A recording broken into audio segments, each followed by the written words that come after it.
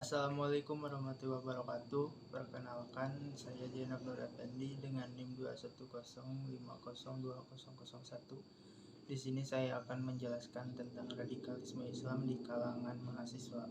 Untuk penjelasannya sebagai berikut.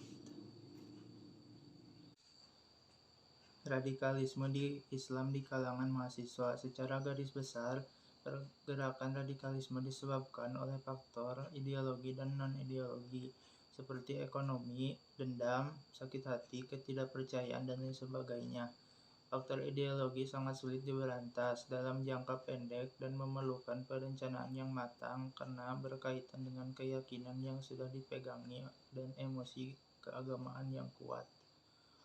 Faktor ini hanya bisa diberantas permanen melalui pintu masuk pendidikan dengan cara melakukan deradikalisasi secara evolutif yang melibatkan semua elemen.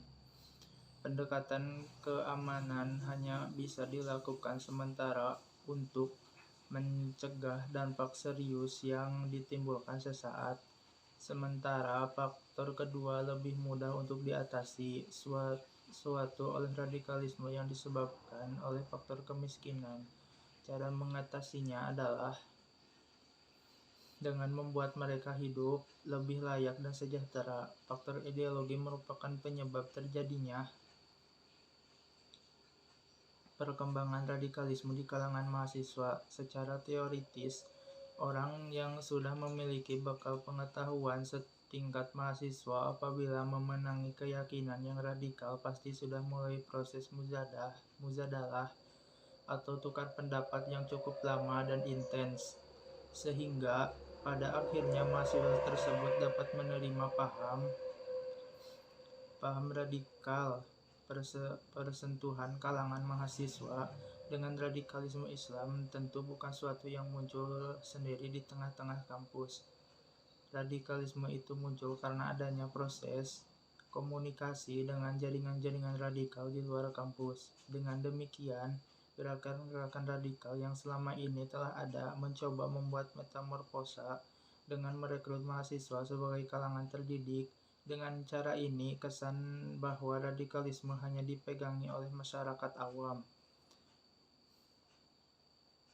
kebanyakan menjadi luntur karena dengan sendirinya. Tulisan ini membahas pola rekrutmen terhadap mahasiswa oleh fenomena radikal di kalangan mahasiswa yang benar adanya suatu yang dapat dipegangi dan dipelajari. Meskipun pada dasarnya gerakan seperti ini menggunakan sistem sel yang kasat mata, adanya ibarat angin yang bisa dirasakan tapi sulit dipegang. Namun demikian, kasus penangkapan terhadap jaringan Pepi Fernando menjadi bukti nyata sekaligus menegasi bahwa gerakan radikalisme di kalangan mahasiswa sudah bisa dipegang dan dipelajari. Mahasiswa yang direkrut ke dalam gerakan-gerakan radikal biasanya berasal dari perguruan tinggi umum, terlebih yang berasal dari fakultas eksak. Kemudian, perkembangan terbaru menginformasikan bahwa kampus berbasis keagamaan juga tidak luput dari sasaran perekrutan gerakan-gerakan radikal. Ada dua hal kenapa ini bisa terjadi. Pertama, telah terjadi perubahan di dalam perguruan tinggi berbasis keagamaan itu sendiri. Kedua, telah terjadi metamorfosa bentuk dan strategi gerakan di internal gerakan-gerakan radikal itu sendiri. Terima kasih. Mohon maaf bila ada kesalahan. Wassalamualaikum warahmatullahi wabarakatuh.